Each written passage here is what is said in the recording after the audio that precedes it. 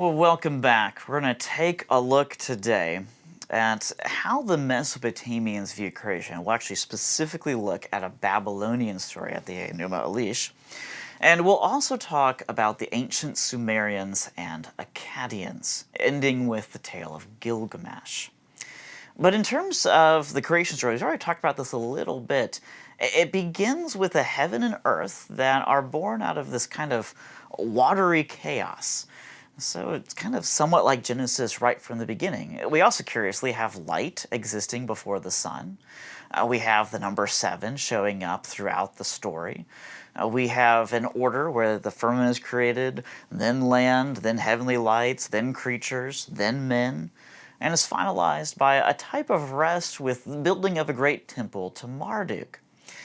But that's really where the similarities end. It's the differences that are huge. So for example, as I already mentioned in past lectures, the creation begins on the day. That's what Enuma means. So it doesn't really have what appears to be an absolute beginning. There's already time going.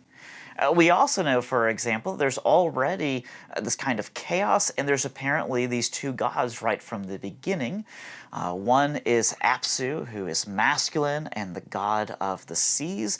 The other is Tiamat, who is feminine and is the god of chaos and disorder.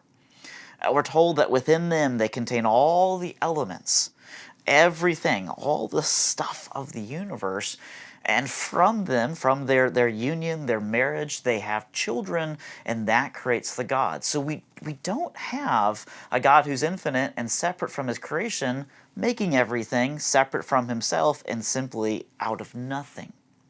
And then, of course, the story takes another turn. Because Tiamat, that god of chaos, she only prefers chaos, and so she decides to destroy all of her children with her monsters. But thankfully, the children have a savior. His name, of course, is Marduk, the god of snakes and dragons, who is said in some stories to be born in Sheol, or hell itself. He's kind of seen as a resurrection god because he resurrects himself. He suddenly jumps in, fights multiple battles, and kills his mother, Tiamat. And the story takes a rather gruesome turn because he takes her body. And we're told that he turns half of her, which he nails up above him, he turns that into the heavens, and he takes the other half of her, which he spreads out before him, and he turns that into the earth. In other words, we have a rather R-rated tale here. I guess the point is this: we have a tale of violence, extreme violence, to actually create things. So even though I told you about the order of how they're created, it's how they're created where you see the huge difference. Then Apsu himself is also killed by Marduk and is turned into the sea. You might be wondering, why did he kill Apsu? Well, other tales tell us that Apsu was already plotting the destruction of his children, just like Tiamat, but his reason was not an obsession with chaos. His reason was that his children were too noisy. Very similar to the flood story told by the Mesopotamians. Well, then Marduk decides to create man. And his first plan is to just make man, to fashion him. But the god Ea, who's kind of this chief overarching god himself, don't ask me where he comes from, but the god Ea tells Marduk that we shouldn't just create man, someone should die for man. So we get a Christ-like story here, but it's not to save man, who's been created good and saved by God's free will. It's to create man. So in other words, man is created out of suffering.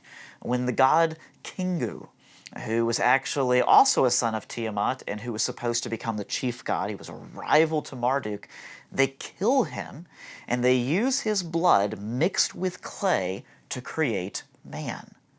So we have some similarities to Genesis here in terms of blood being a sign of life, in terms of man being made of dust and of clay, but it's not this kind of free will gift or this creation that God gives by his own power. Instead, it comes out of suffering and out of death. So you really can't call the creation good or the creation of man good. Furthermore, if you recall from earlier, Man is created to serve the gods so the gods can actually rest. And then Marduk orders the building of his chief city. This is the Babylonian epic, so they of course call his chief city Bab-Ili, or Babylon, the gate of the gods. And it ends with a great temple being made and dedicated to Marduk rather than a Sabbath rest that man can actually enjoy.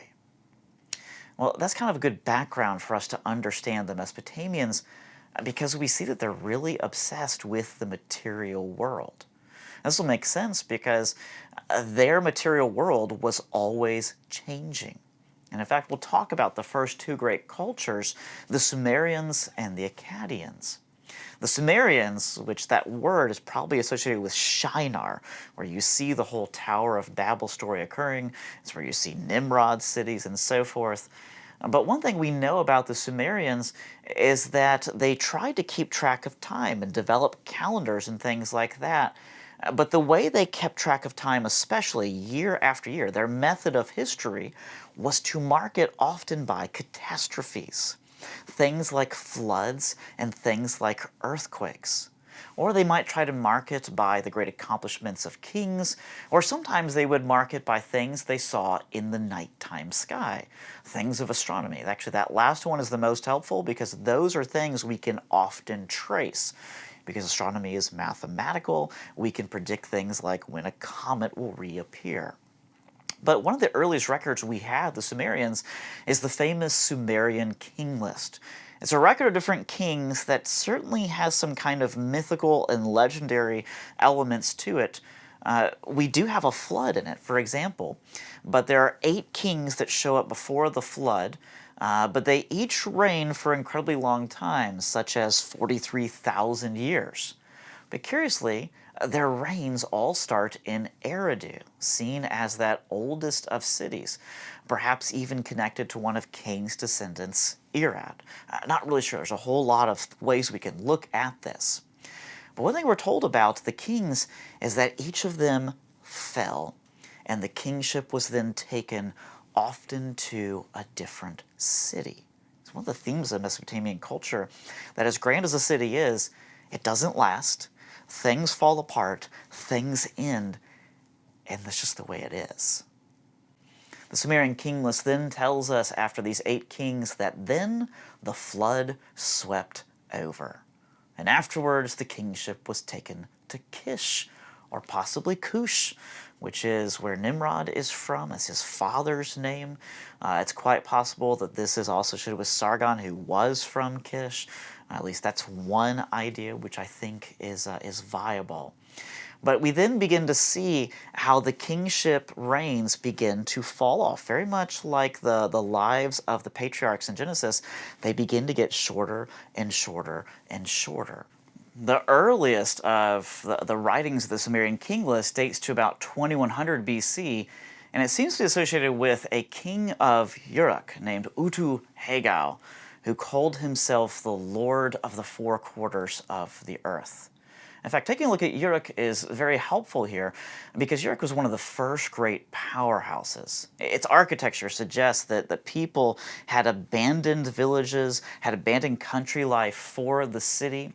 It's also the city that's associated with Gilgamesh, who might have actually been a real-life king, someone who tried to take over the city of Kish and was unsuccessful twice, but successful on the third time, with the help of the young and not the help of the old, kind of showing that it's always the new and the younger that is the ideal in Mesopotamian culture. But the city of Uruk was quite advanced. It had incredible irrigation. It had things like water tanks for storing water. It may have had extensive gardens. We're not really sure, but that is one idea. It also had multitudes of public buildings and public temples, many of which were dedicated to the goddess Inanna or Ishtar. She was the goddess of love, the goddess of beauty, the goddess of marriage. She was kind of like an Aphrodite. And what's curious about this city is that they also made buildings from things like concrete. It's, as far as we can tell, the earliest usage of that material, something that was made by bricks that had been baked and then ground up into powder and then combined with gypsum and water. But we can begin to see their dedication to Inanna or to Ishtar if we take a look at something like the Warka vase.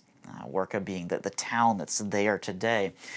This is a vase that at the bottom layer shows us the plant life of the Tigris and the Euphrates, kind of the fruitfulness of the area. And above that we begin to see animals, and then above that we see all of these men of ancient Uruk bringing gifts to Inanna, this goddess who's also shown in the Warka mask, made of this beautiful white marble that probably was on a statue and probably had some kind of beautiful stone or maybe even some gems for eyes and for her brow as well.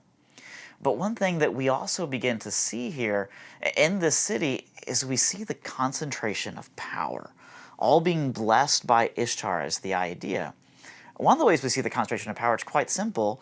We see those bevel-rimmed bowls, the first mass production in world history of something.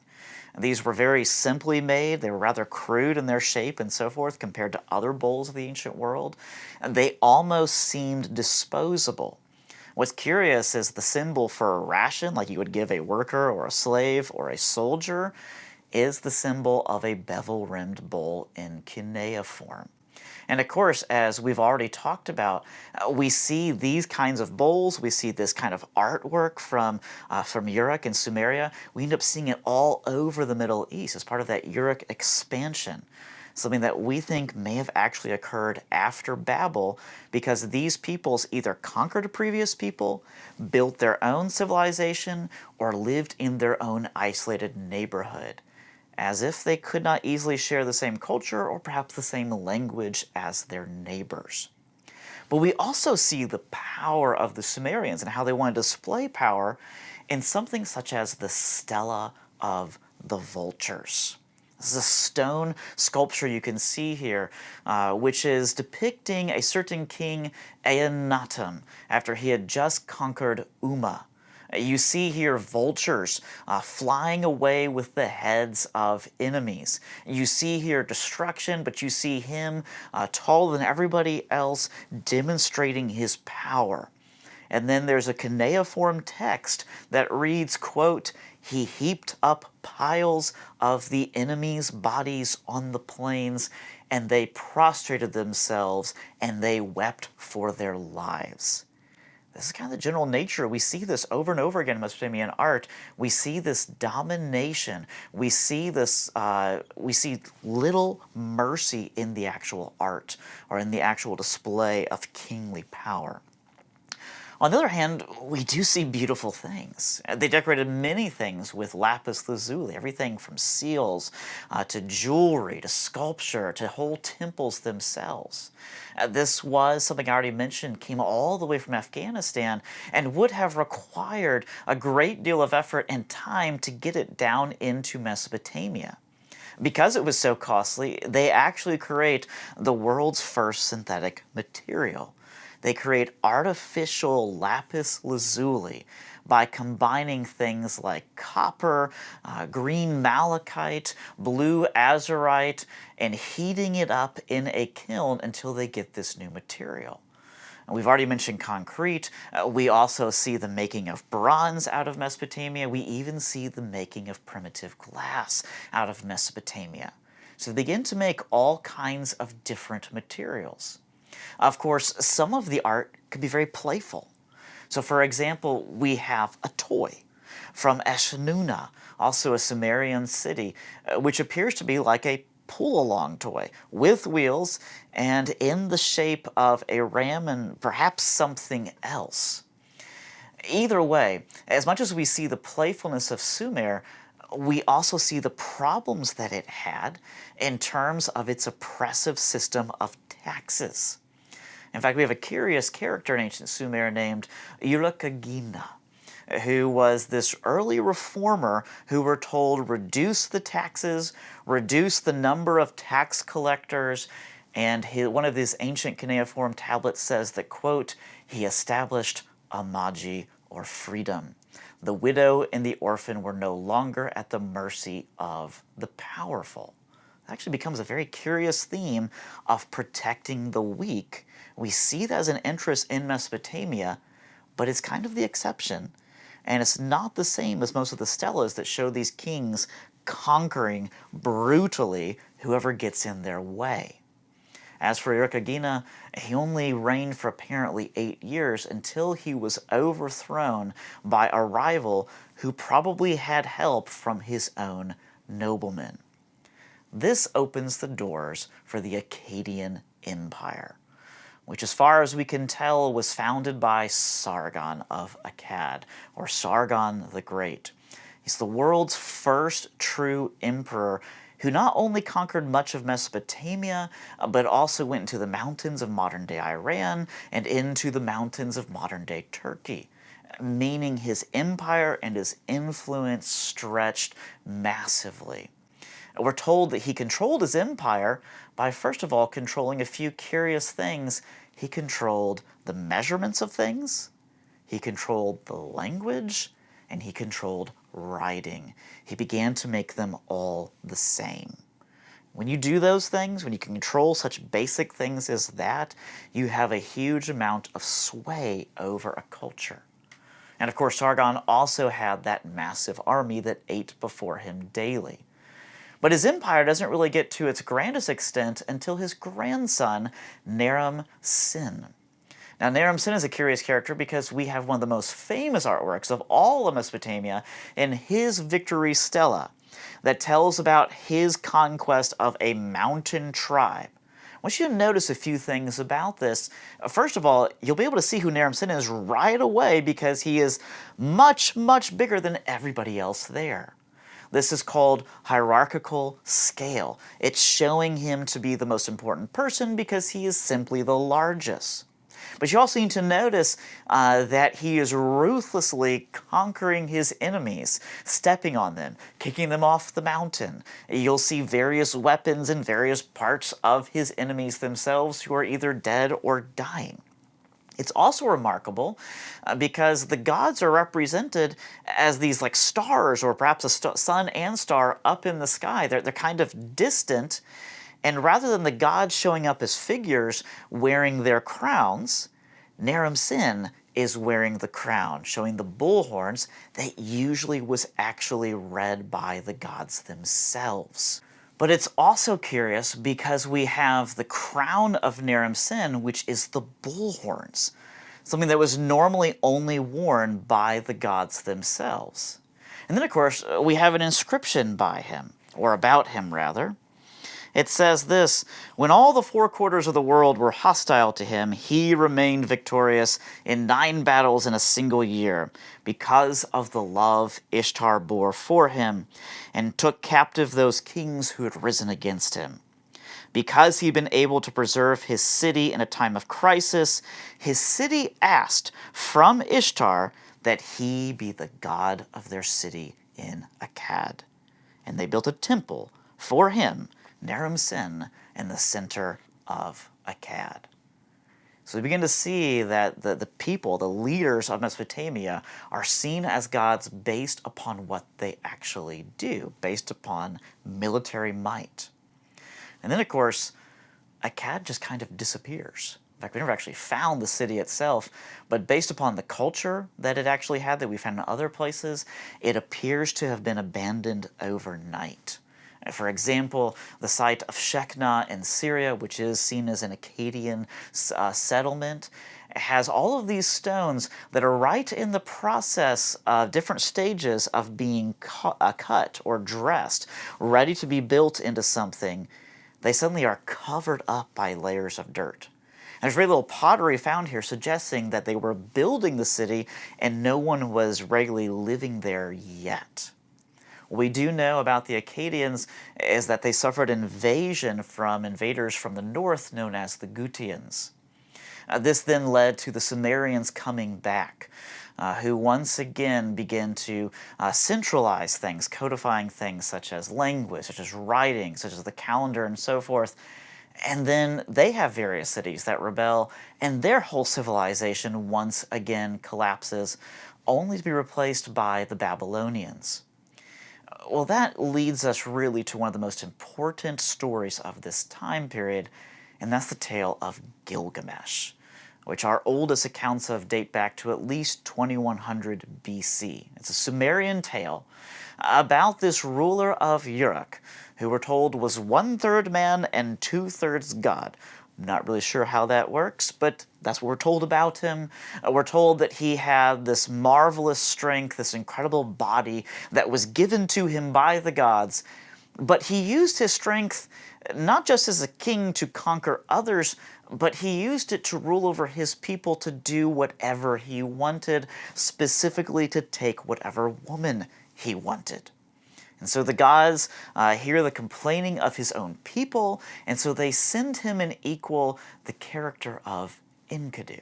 And in fact, when Enkidu and Gilgamesh first meet, they have a wrestling competition where they find they are equally matched. And Gilgamesh, who first hates Enkidu, then loves him because he says, "Enkidu, in you I see myself." In other words, we actually begin to see that Gilgamesh is quite a self-centered character, but this was the ideal of a Sumerian and really a Mesopotamian leader. Well, they have their adventures together. They end up slaying various monsters and creatures together, but because they slay one too many and they slay one that is loved by the gods, and because Gilgamesh spurns the advances of Ishtar, the gods decide that Enkidu has to die. And as Enkidu is dying, Gilgamesh feels incredible sadness. And at first you think, it's such a touching story how he feels sadness for Enkidu, which he does. But then he primarily feels sadness for himself because he knows that someday he also will die. In fact, we're told that he has a restless heart. And so he goes on a quest. He goes on a quest to find immortality because he has heard that there was someone who survived the ancient flood. This Utnapishtim is his name, this Noah-like character who is living forever. He goes on this quest. He actually meets Utnapishtim. He's told, hey, there is this special fruit that comes from a plant. If you dive down and grab it and eat it, you will live forever. So he dives down, he grabs it, and then before he has a chance to eat it, curiously, a serpent comes and eats it instead. Gilgamesh has to return to Uruk, having failed in his quest. And this is where we really see the messages and kind of the hopelessness of Mesopotamian culture. We see it earlier when Enkidu, for example, was dying. He's told by the gods, hey, Enkidu, cheer up. You ate bread, you drank wine, you wore beautiful clothes, and you won fame. What more could you ask for? When Gilgamesh returns home and he realizes he's failing eternal life, he assumes, well, this is just my fate. And so he praises his city, telling someone else to, quote, inspect its foundations, examine its brickwork. See, it is not of burnt bricks. And did not the 7 wise men lay these foundations? In other words, he points to the grandness of the city and says, look, this is what life is really about. In fact, the gods tell us that the heroes and the wise men, mankind himself, that like the new moon, they have their waxing and their waning. Everything comes to an end, and there's nothing afterwards. We also see this on a tablet from another ancient Sumerian city, the city of Ur, where the character of Abram comes from. It records it like this: who has seen a reign of kingship that would take precedence forever, that would last forever? The reign of kingship has been long indeed, but it had to exhaust itself.